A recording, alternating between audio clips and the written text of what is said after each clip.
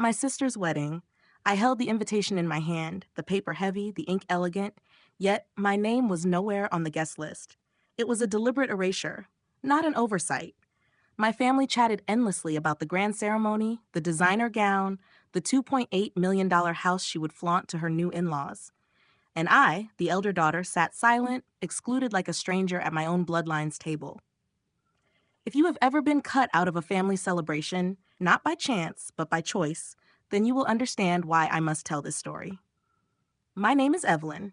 I am 52 years old, and for decades I have carried the role no one else wanted. The quiet one, the dependable one, the one who kept the lights on and the medical bills paid while others basked in admiration. I never demanded attention. I only wanted fairness. But fairness was the one gift my family never offered me. The reason I speak now is simple. Silence has weight. It crushes the chest. It poisons the nights. It steals dignity piece by piece. I kept silent when my achievements were dismissed, when my sacrifices were twisted into obligations, when my sister Leah was lifted up as the star while I became invisible. But the day I found myself erased from her wedding, I knew the silence had lasted long enough. This story is not about revenge, though many will think it is. It is about truth and the strange ways it insists on breaking through, even after years of suppression. The memory of the exclusion remains vivid. My mother's voice on the phone, bright with excitement. Leah's guest list is finalized. It's going to be the social event of the year. I waited for her to ask if I had received my card. She didn't. When I checked the envelope later, there it was, addressed not to me, but to the family at large, and within it, only Leah's handwriting, cold and intentional. She had made certain my name was missing, as if I were a stain to be scrubbed out of her perfect new life. I stared at the embossed letters until they blurred. Every curve of the font felt like a blade. That night, I sat at my kitchen table, staring at the candle stub I used when the power was cut last winter because I had sent part of my paycheck to cover our parents' prescriptions. I thought of Leah's house, sprawling and gleaming with glass windows that caught the sunlight, the one she loved to post about online. A house worth millions, while I rationed my heating oil by the gallon. My chest tightened, not with envy, but with the bitter clarity of how completely I had been cast aside. My story did not begin with this exclusion.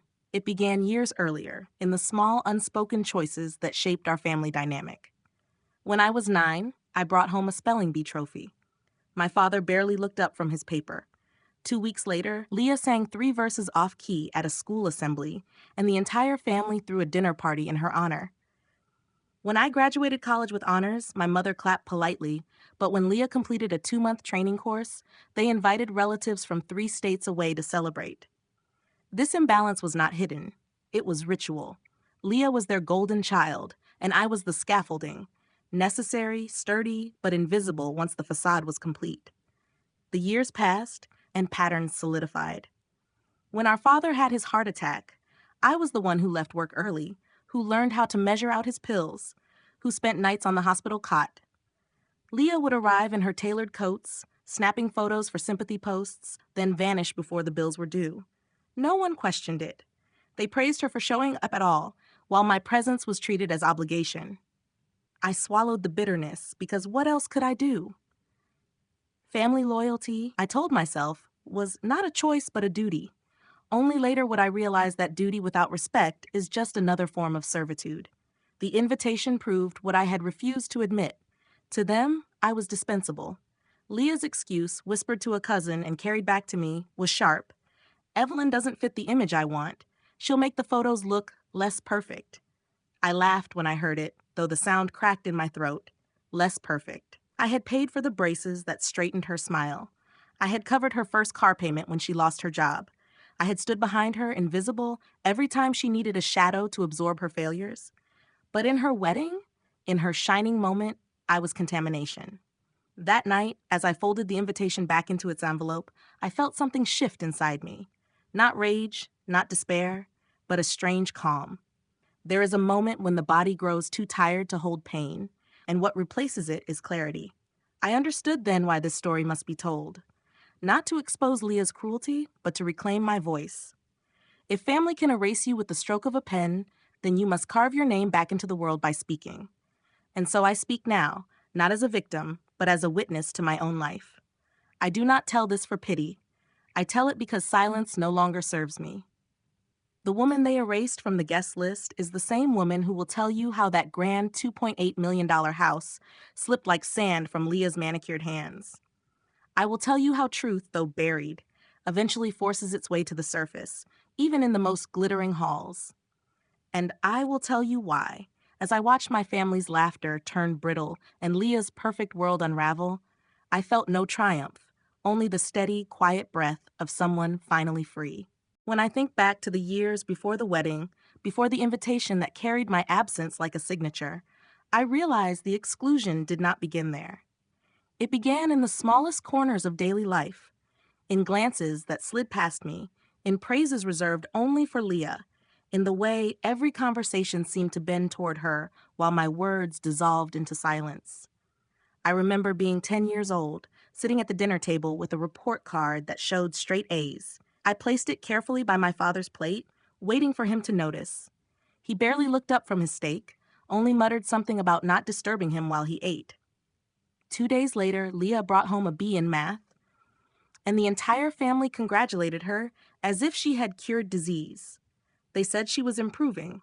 They said she was remarkable. I sat there with my untouched ice cream, realizing that in this house, excellence was not about effort, it was about who delivered it. I had never been the chosen one. She was. As I grew older, the imbalance only sharpened. When I was 16, I won a scholarship to a summer program in New York. I had saved for months, working at the library, shelving books until my fingers were raw. When I showed my acceptance letter, my mother smiled politely and asked if Leah would need dinner that night. That same week, Leah tried out for the school choir and forgot half her lyrics. She was applauded anyway, called brave, for even attempting. My accomplishments were wallpaper, unseen. Her failures were dressed as triumphs. After college, when I took my first job as a teacher, I paid part of my salary to help cover the mortgage after our father's heart problems left him unable to work. Leah bought a new car with money borrowed from our parents, and everyone admired her independence. They said she was ambitious. They said she had taste. I was the one keeping the electricity running, but to them, I was only doing what was expected. No one thanked me. Gratitude was reserved for her, always her.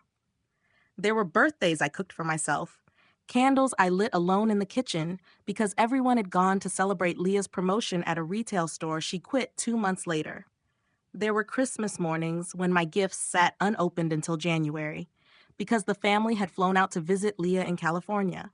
I learned to wrap my own presents, to brew my own celebrations, to swallow the hollow ache of being invisible. The holidays taught me that family gatherings were not about togetherness. They were about performance, and I was not part of the script. The cruelty was never in one single moment.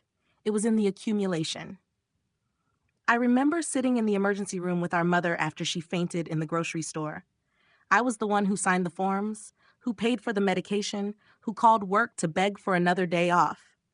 Leah arrived 3 hours later, in heels too high for a hospital floor, carrying a bouquet that wilted within 2 days. She snapped a picture, kissed our mother on the cheek, and left. For the rest of the month, relatives praised Leah's devotion, speaking of her flowers as if they had healed. No one mentioned the unpaid bill, or the hours I sat alone in plastic chairs, my back stiff, my eyes burning from fluorescent light. No one asked how I was holding up. They never did. The weight of silence grows heavier when you try to reason with it. I told myself they did not mean harm. I told myself family is family, no matter what. But as the years unrolled, I realized I had been cast in a role that served them. I was the background, the one who absorbed, the one who endured. And endurance in their eyes was not noble. It was ordinary, expected, thankless. I was not Evelyn, a woman with her own life, her own pain, her own dreams. I was simply the sister who could be counted on to sacrifice without complaint. There was a Thanksgiving I will never forget. I had spent 2 days preparing a turkey, mashed potatoes, pies from scratch. I decorated the table with autumn leaves and candles. I waited for them to arrive. They didn't. Hours passed, the food cooling, the wax dripping. Finally, I saw photos online of Leah with our parents at a restaurant downtown, laughing over cocktails. They had not even bothered to call me. When I asked later, Leah laughed and said she had wanted to treat them to something special. My feast was never mentioned again. I ate leftovers for a week, each bite a reminder that I had been forgotten deliberately, not accidentally. Deliberate absence wounds deeper than neglect. These moments accumulated like stones in a pocket, weighing me down, but never pulling me under.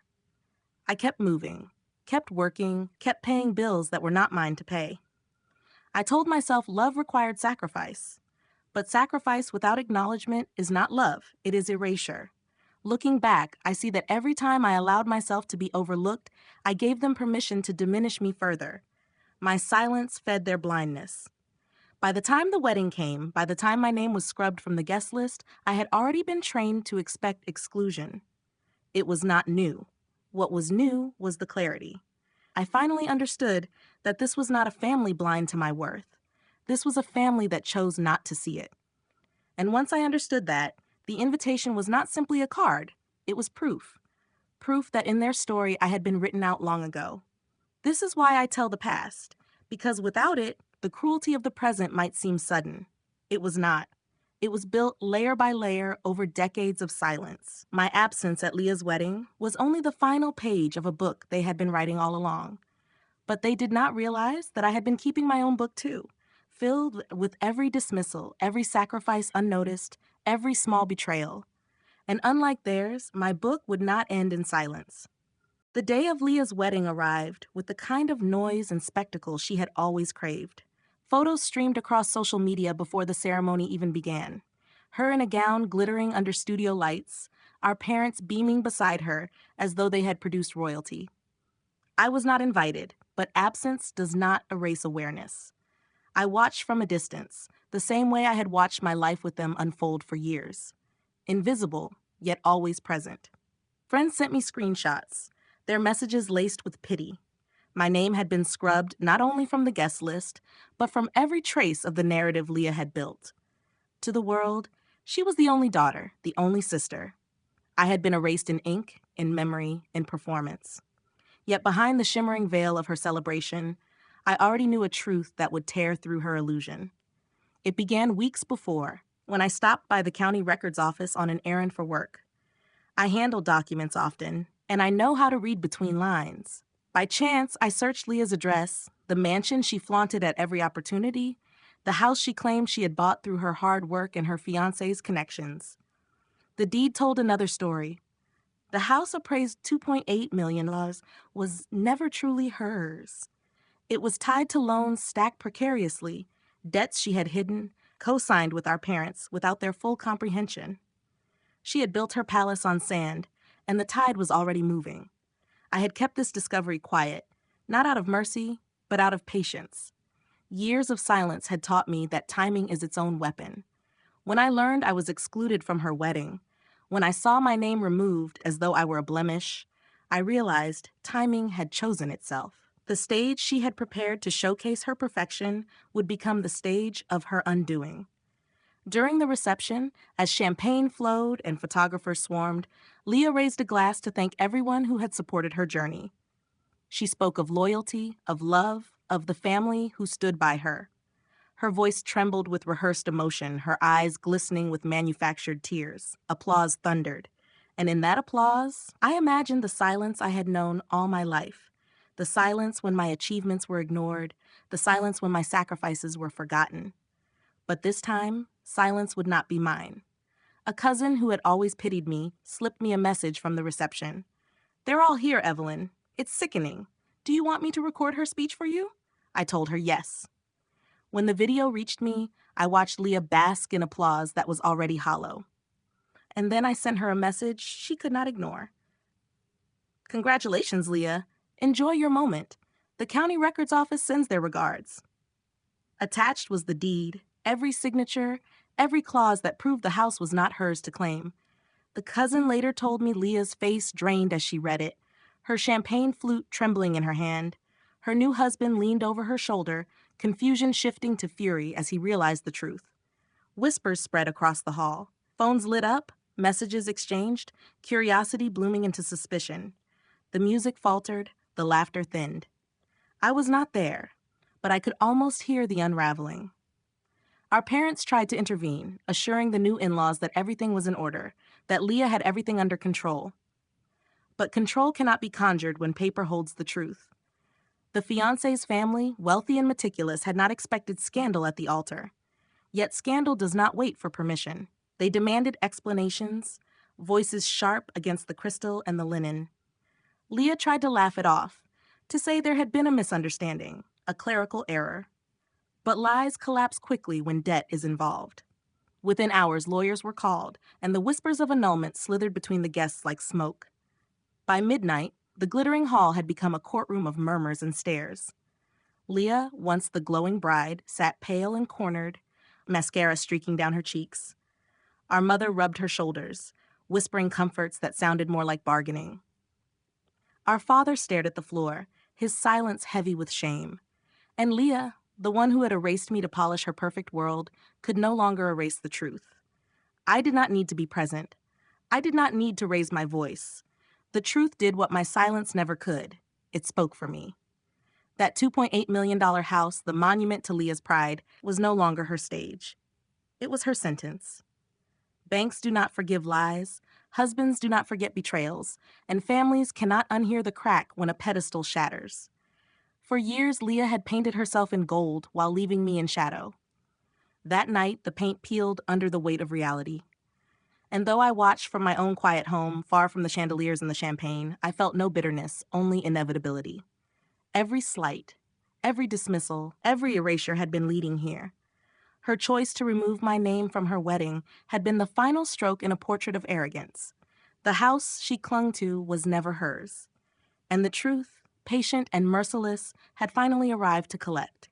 The fallout from that night could not be contained by champagne flutes or hurried excuses.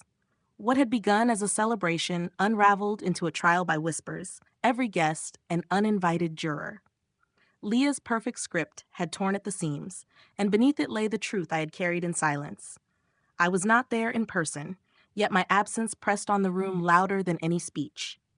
The deed I had sent, stamped and indisputable, turned the wedding into a stage where masks slipped. It was only a matter of time before my phone rang. It was our mother first, her voice tight with desperation. "Evelyn, what have you done? You ruined your sister's night." I let her words hang in the air because I knew they were not really questions. They were accusations, reflexes sharpened over years. "I didn't ruin anything," I said evenly. I revealed what she hid. You were the ones who chose not to see. Silence stretched between us until I could almost hear her breathing quicken. For the first time, she had no script to cover the cracks. Then came Leah herself. Her number lit up my screen past midnight, her new husband's anger bleeding through in the background. When I answered, her voice was brittle, as if she had been crying for hours. "How dare you humiliate me?" she hissed. "In front of everyone. You think you're better than me? You'll always be nothing." I did not raise my voice. I never needed to. "Leah," I said quietly, "I didn't erase your name. You erased mine. Tonight, the truth only balanced the scales." She cursed, words tumbling without coherence, but I ended the call before her fury could turn into begging, because I knew it would. By morning, the news had reached every corner of our family. Cousins who had once pitied me now called in disbelief, their tones shifting from shock to a grudging respect.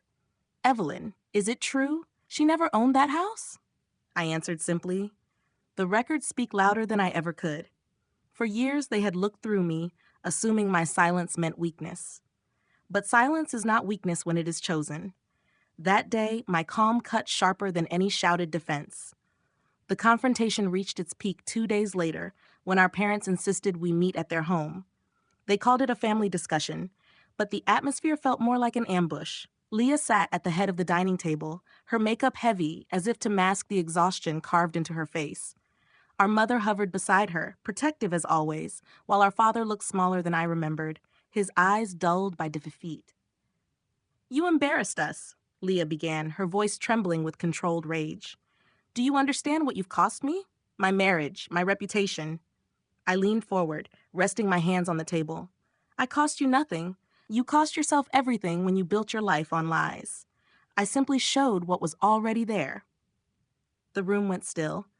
Our father's fork clattered against his plate, the sound sharp in the silence. For once, even our mother had no words of defense. Leah's mask cracked then, the practiced poise dissolving into raw panic. "I did it for them," she shouted suddenly, gesturing at our parents. "They wanted me to succeed. They wanted a daughter they could be proud of. I gave them what they asked for." Her confession hung heavy, undeniable. I turned to our parents, searching their faces for any acknowledgement. "And what did you want from me?" I asked softly. "What was I supposed to be, if not worthy of pride?" My mother's lips trembled, but no sound came. My father lowered his gaze. For the first time, they had no defense, no quick excuse to cover the uneven ground. The truth had settled in the room, and it demanded no decoration. Leah broke down then, her tears staining the tablecloth she once would have guarded fiercely. She begged our parents to fix it, to call her husband's family and plead on her behalf. But there are no phone calls that mend broken trust, no explanations that erase forged signatures. The deed spoke louder than her tears, louder than her rage, louder than decades of favoritism. In that moment, the family that had always stood as her shield stepped back, not out of choice but out of necessity. They could not fight a truth written in ink. I did not raise my voice.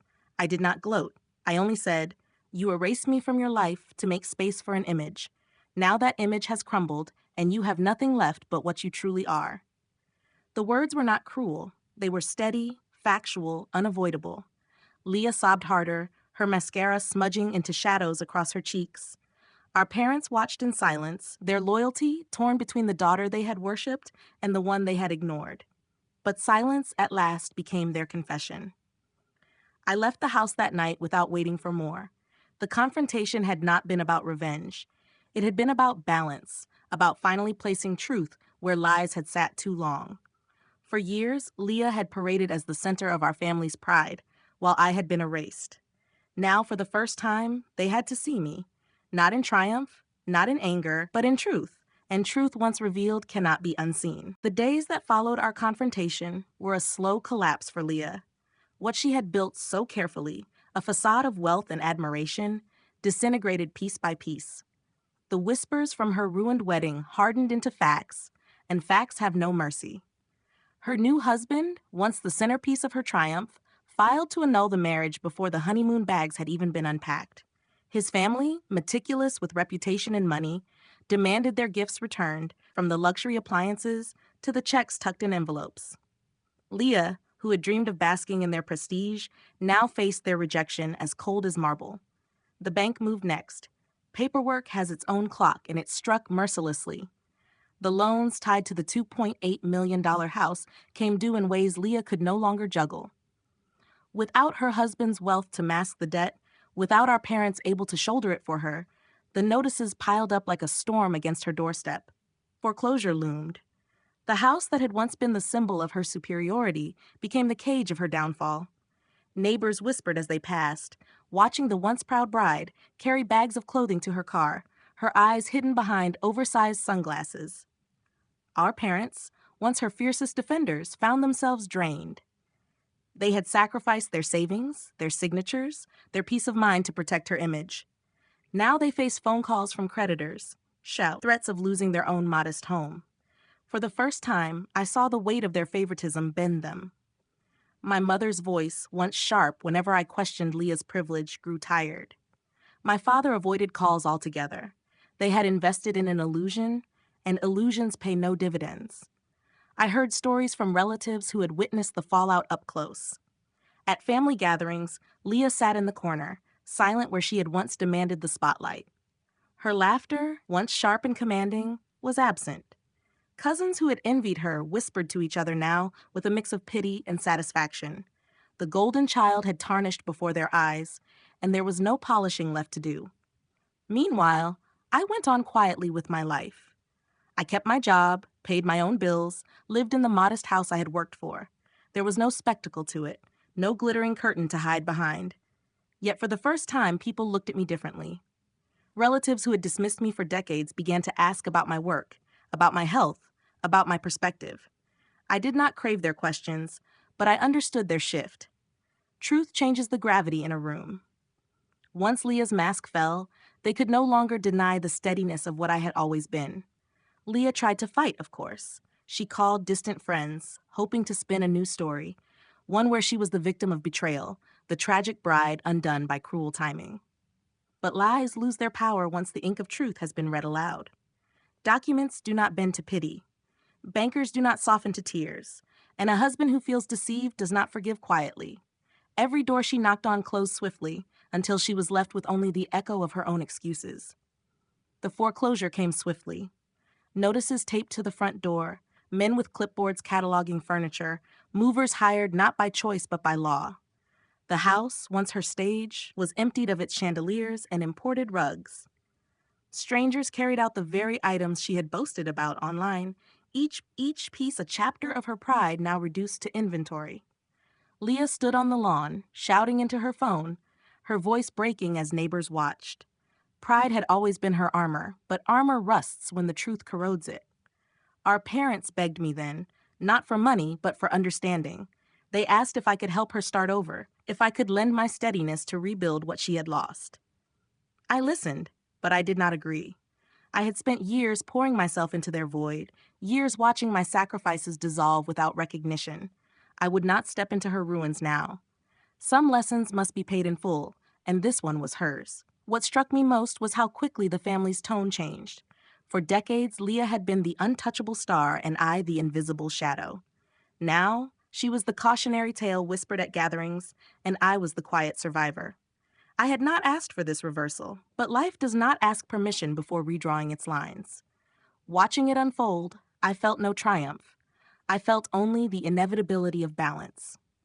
Leah lost the house, she lost the husband, she lost the pedestal our parents had built beneath her feet. What remained was raw, unvarnished truth that gold-plated in deception will always flake away. And as I walked past the ruins of her illusion, I did not gloat. I only breathed steadily, finally free from the weight of being erased. When the dust finally settled, there was no grand finale, no dramatic curtain call. What lingered was silence, the kind of silence that speaks louder than noise. Leah had lost the house, the marriage, and the pedestal she had demanded for so long. Our parents, worn thin by years of bending over backward to protect her, finally faced the cost of their choices. And me, Evelyn, the sister they had erased, walked away lighter than I had ever felt. I did not celebrate her downfall. I did not need to. The truth had done its work, and the weight I had carried for decades was no longer mine. In the weeks that followed, relatives called me more often. Some apologized, fumbling over words they should have spoken years earlier. Others asked questions about my life, questions that once would have been dismissed. I answered politely, but I did not linger. Respect offered late is still respect, but it does not erase the years of silence. I accepted their change of tone, yet I no longer built my worth on their recognition. I had learned to stand without their applause, and I would not forget that lesson now. Leah, meanwhile, faded from view. Without the mansion, without the glittering parties, she became another figure in the crowd. Her name, once spoken with envy, was now whispered with pity.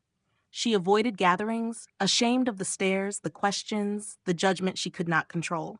For years, she had erased me to perfect her image, but now she was the one erased by reality. There is a bitter symmetry in that, though I do not revel in it. Balance is not about vengeance. It is about truth finding its place. I often think of that invitation, the one where my name was missing. At first, it had felt like a wound, a reminder that I was dispensable in their story. Now I see it differently. That empty space was not my erasure, it was my freedom.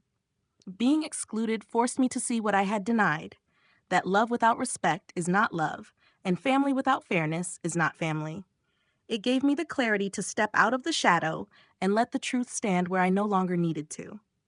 The lesson is simple, though it took me years to learn. Sacrifice means nothing if it is poured into a well that refuses to acknowledge it. Silence is not always noble. Sometimes it is consent to your own erasure. And when you finally choose to speak, not with rage, but with truth, the world shifts. Those who once ignored you are forced to see you, and those who once stood tall on lies are left to face their collapse. As I close this chapter, I do not hold anger. What I hold is clarity.